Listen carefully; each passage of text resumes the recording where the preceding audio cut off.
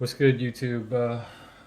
Basically, I've had a bunch of people ask me about doing football cleats, so I'm going to go ahead and start you off with a prep video. What I'm going to show you isn't necessarily the right way, the wrong way, the only way. It's just the way I do it, and it's worked for me. You're going to need 3M Scotch Brite pads. Basically, I use the red ones. They're more aggressive than the gray, green, white. You're going to need Bulldog adhesion promoter. There's a couple brands you can use. This is the one I choose to use.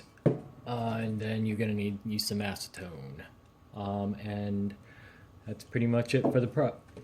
Most cleats are going to be either some type of patent leather, vinyl, mesh material, but it's a real slick and glossy material that we're working with. So you have to rough the surface up in order to have any sort of bite with the paint. That's where the Scotch Brite pads come in. So what I'll do is basically I'll just start scratching around the surface of the shoe. What you got to look out for when doing this is I have a chrome bottom. You don't want to hit that. So you'll want to go ahead and tape off anything that you don't want scratched up, because once you hit it and scratch it, it's scratched. And then you also want to be really careful with stitching, liners, because these pads will rough them up real good. So basically, you're not trying to wear through anything, you're not trying to, dig deep, you're just trying to put surface scratch in. So basically I'll just start to rough around. Let me see if you can get I don't know if you can see the surface scratches. This is basically all I'm trying to go for. When you have patent leather, it's real shiny.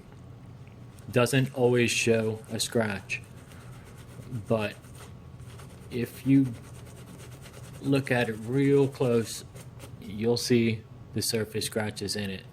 Good enough. So basically you're going to come through the whole shoe. Again, be very careful over your stitching.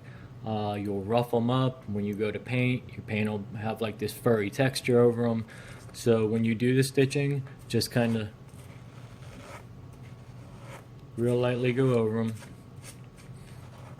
And when I am scratching up cleats, the most important part is the front end, the toe box area.